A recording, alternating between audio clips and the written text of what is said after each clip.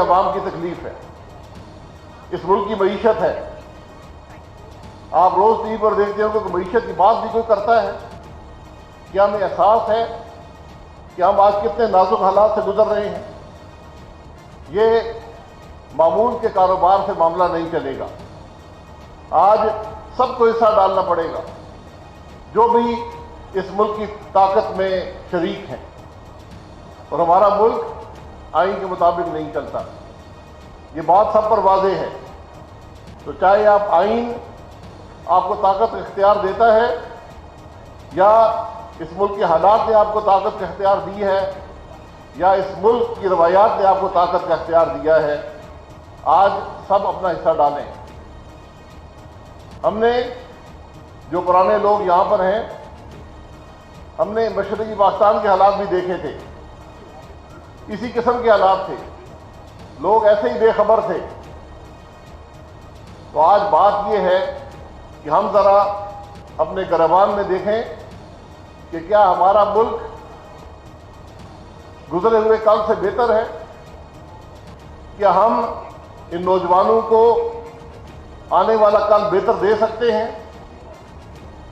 ہماری سیاست کو شاید 2 چاند لگ جائیں، 4 دن اقتدار کے اور مل جائیں، لیکن ملک کے حالات کون حل کرے گا؟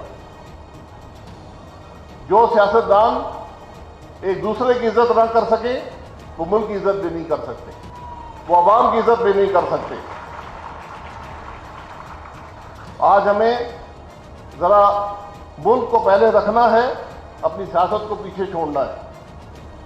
آج یہ ممکن نہیں ہے کہ ملک کی معیشت تباہ ہو رہی ہو اور ہم اس کی قیمت پر اپنی سیاست کھیلنا چاہیں۔ آج ابھی اس سے پہلے رضا ربانی صاحب نے کہا تھا ایک گرینڈ نیشنل ڈائلاگ کی ضرورت ہے۔ آج صرف ڈائلاگ سے کام نہیں چلے گا۔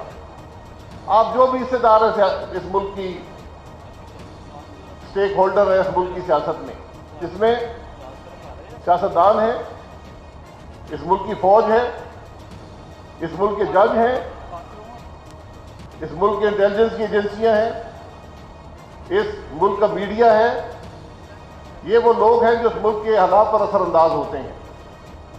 کیا ان سب میں یہ سکت ہے، یہ سوچ ہے کہ اپنے ناک سے آگے دیکھ سکیں، اپنے معاملات سے آگے دیکھ سکیں، اپنے مفاد سے آگے دیکھ سکیں؟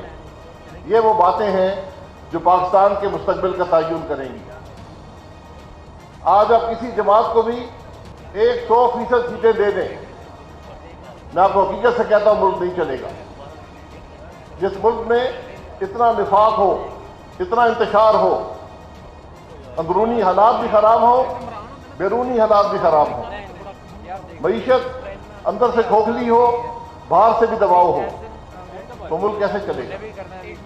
آج ہم سب کے لیے لمحہ فکریہ ہے، اور میں صرف یہ باتیں نہیں کرتا، یہ حقائق ہیں۔ آج آپ کسی حوالے سے دیکھیں، پاکستان غریب ہوا ہے، اس ملک کے عوام غریب ہوئے ہیں۔ اس کی ذمہ داری قبول کرنے والا کوئی ہے؟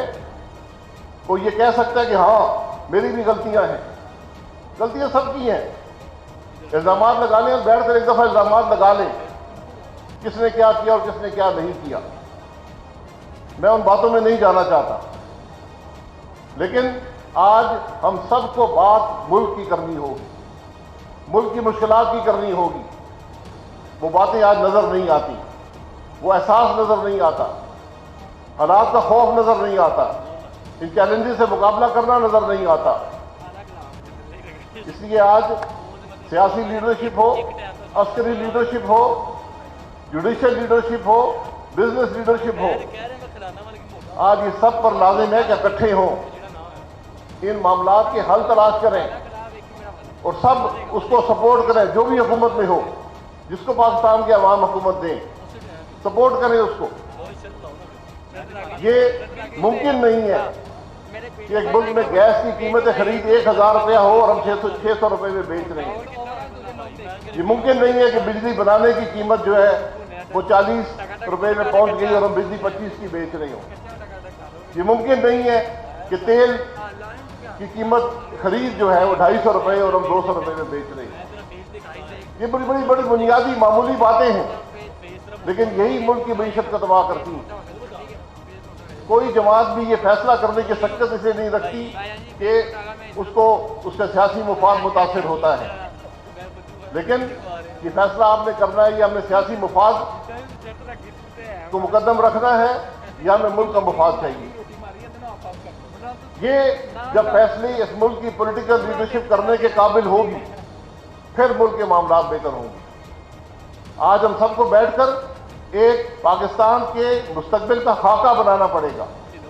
لوگ سوشل کانٹریکٹ کی بات کرتے ہیں، آج میں سمجھتا ہوں بات اس سے بھی آگے ہے. ہمیں ایک خاکہ بنانا پڑے گا، ایک ری امیجنیشن کرنی پڑے گی پاکستان کی کہ ہم پاکستان کو کیا دیکھتے ہیں، کیسے دیکھتے ہیں اور وہاں پہنچنے کا راستہ کیا ہے. یہ چیلنج ہے آج کی پولیٹیکل لیڈرشپ کا، یہ چیلنج ہے آج کی عسکری لیڈرشپ کا، یہ چیلنج ہے آج کی جوڈیشل لیڈرشپ کا. ان باتوں سے باہر نکلیں کہ کس کو اقتدار ملے گا یا نہیں ملے گا. ان باتوں سے باہر نکلیں کہ فوج کا سربراہ کون بنے گا. اس بات سے باہر نکلیں کہ ہم نے کون سے جج کو پروموٹ کرنا ہے. یہ وہ چھوٹی باتیں ہیں جس سے ملک متاثر ہوتا ہے. یہ آپ کی سوچ کی عکاسی کرتا ہے. جس ملک کے چیف جسٹس انصاف نہ دے سکیں، نظام نہ بنا سکیں، نیچے سے جج اٹھا کر پروموٹ کرنا چاہیں، کس مقصد کے لیے؟ میرا کوئی تعلق جوڈیشری سے نہیں ہے، نہ میرا کوئی رشتہ دار جج. لیکن یہ وہ سوال ہیں جو آپ پر اٹھتے ہیں.